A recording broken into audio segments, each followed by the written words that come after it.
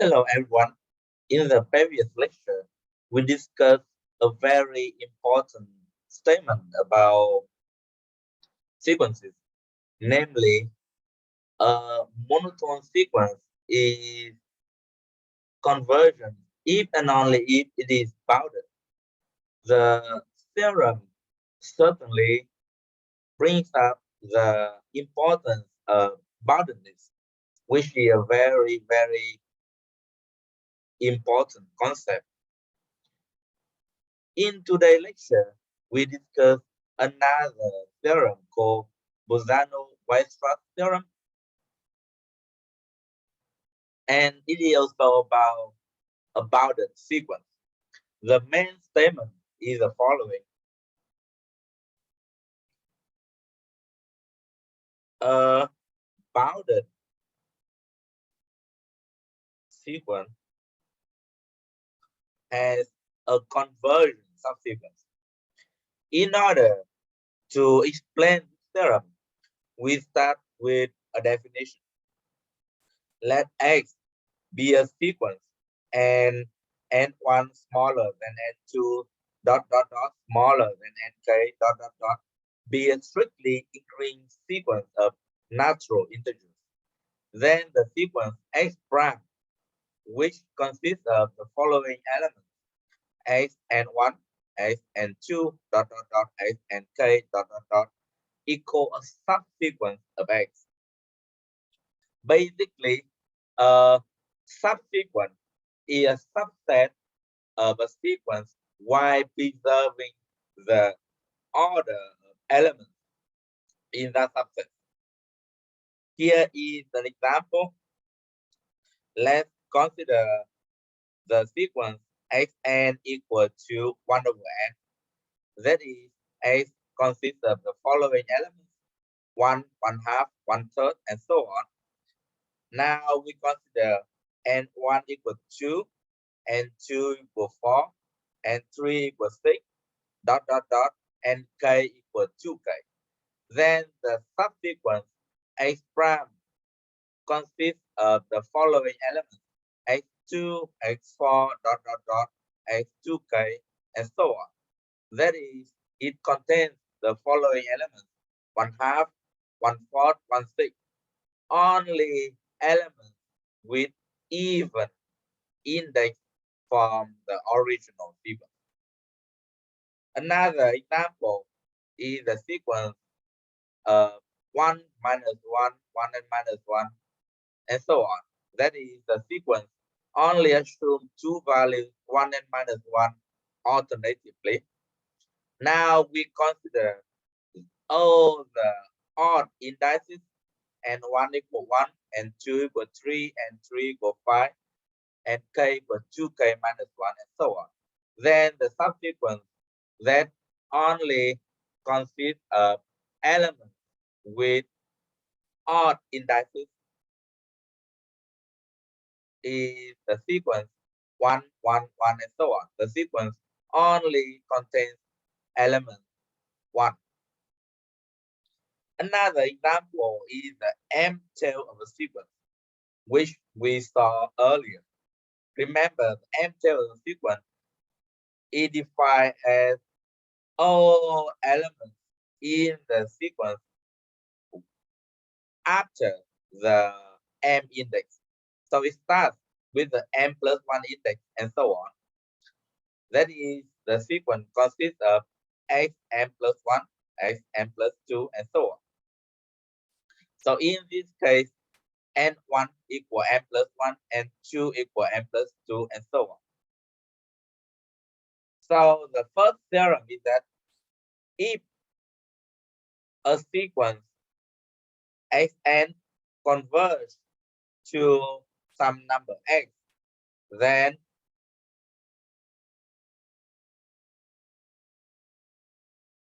any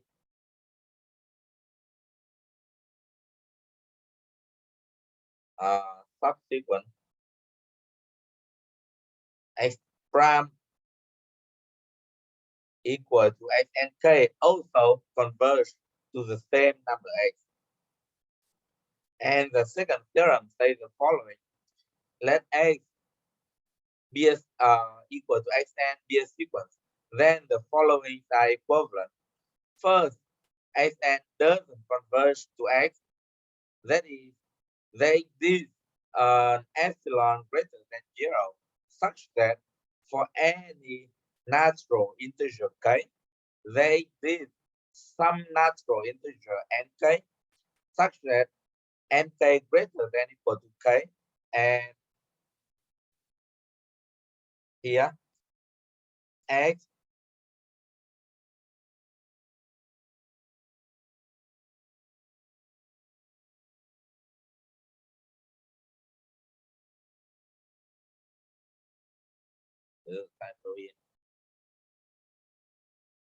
for any nk greater than equal to such that nk greater than equal to k, and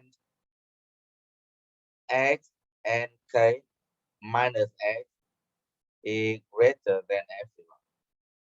That is, for any number k, we can always find an index nk greater than equal to k, such that the element with that index is at least epsilon away from the value of x. So this is exactly the negation of the statement that n converges to x. Now, the second statement can be written as follows. There exists an epsilon greater than 0 and a subsequence x prime equal to x and k, such that x and k minus x in absolute value is greater than epsilon for all natural integer k. So this is essentially just the rephrase of the second statement in terms of a subsequence. Now, that theorem actually leads to what is called the divergence criteria. So the divergence criteria basically gives conditions under which a sequence is divergent. So the statement says the following: x equal xn is divergent if one of the following is true. First, x has two convergent subsequences of different limits. And second, x is unbounded. So to see why they are true, we're gonna proceed by contradiction. Suppose that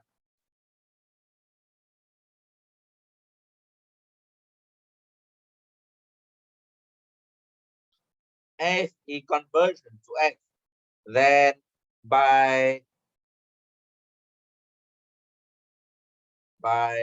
theorem above, all subsequences converge to x. So this is theorem 1 right here. Applying theorem 1, we know that all subsequences converge to x, but that is exactly a contradiction to the assumption here, where x has two convergent subsequences of different limits. That's why the original assumption is false. That's why x is not convergent.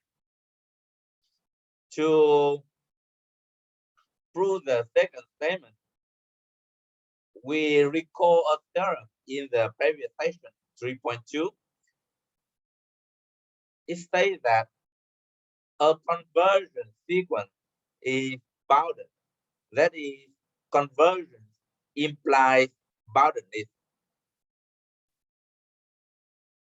Consequently, by a contradiction argument, an unbounded sequence can be convergent.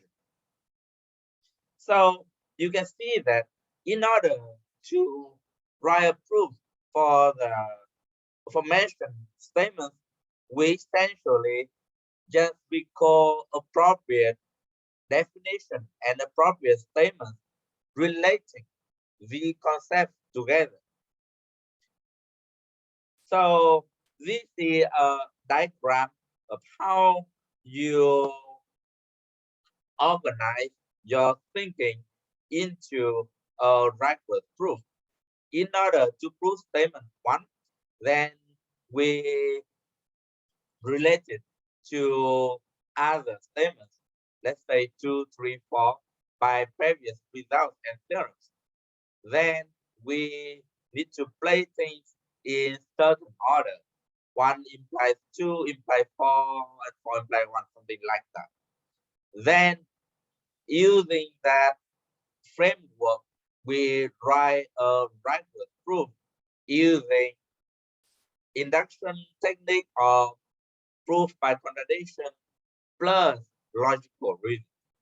That's how you construct a proof in this class. So here are a few examples.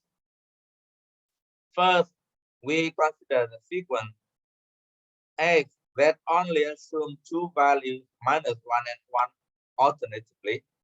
Then we can extract from this sequence two different sequences.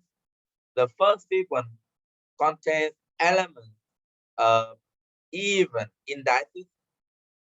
So all elements in this sequence assume the value of 1. That's why this sequence converges to 1. On the other hand, the second subsequence consists of all elements with odd indices. Consequently, it all assumes the value of minus 1. Therefore, this subsequence converges to minus 1. So this the original sequence has two subsequences converging to two different limits. That's why the sequence is divergent. Another example is the following sequence: 1, 1/2, 3, a quarter, and so on. Basically, we list a natural integer and then a reciprocal in an alternative manner. So the set of the set of all elements with odd indices will be 1, 3, dot dot dot 2n plus 1 and so on. Is this set is unbounded by the Archimedean property. Therefore, the sequence is unbounded and just divergent. Now we are ready to prove to state the main results of this section. The first is called the monotone subsequence theorem. It says that a sequence has a subsequence which is monotone.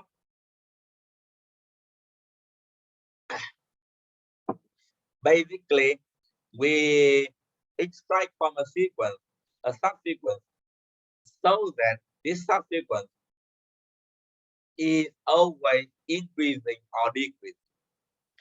And the theorem says that we can always do it. It's always possible to extract such a subsequence. Now, an immediate corollary, an immediate consequence of the monotone subsequence theorem is the Bolzano-Weierstrass theorem, which says that a bounded sequence has a convergent subsequence. And here is the proof. By the monotone subsequence theorem above, the sequence x equal xn has a monotone subsequence x prime. Since x is bounded and x prime is a subset of x prime is bounded as well. Therefore, x prime is a bounded monotone sequence. Then by the monotone conversion theorem we discussed in the previous session, the result follows.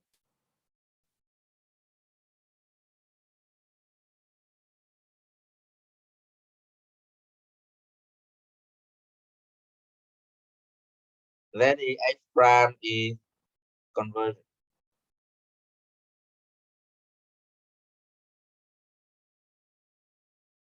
Now we state another theorem which is a particular interest.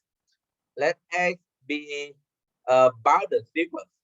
Suppose that every subsequent of X converges to a unique value X, then the original sequence capital X converges to this value X as well. Recall that we already discussed a related theorem. If X is convergent to X, then every subsequence converges to X. So the theorem here can be considered as a partial converge to the previous theorem. It is only a partial converge because here, in order for the conclusion to hold, we need an additional assumption. That is, we need the sequence to be bounded. Remember, for the previous theorem, convergent sequence, every subsequent, if X is convergent to X and every subsequent converges to X, we did not need to assume boundedness. Actually, boundedness can be obtained as a consequence of convergence. But in order to state the converged result, we need to assume that the sequence is bounded. And the proof here again by contradiction. And I leave it for you guys to read it in the note.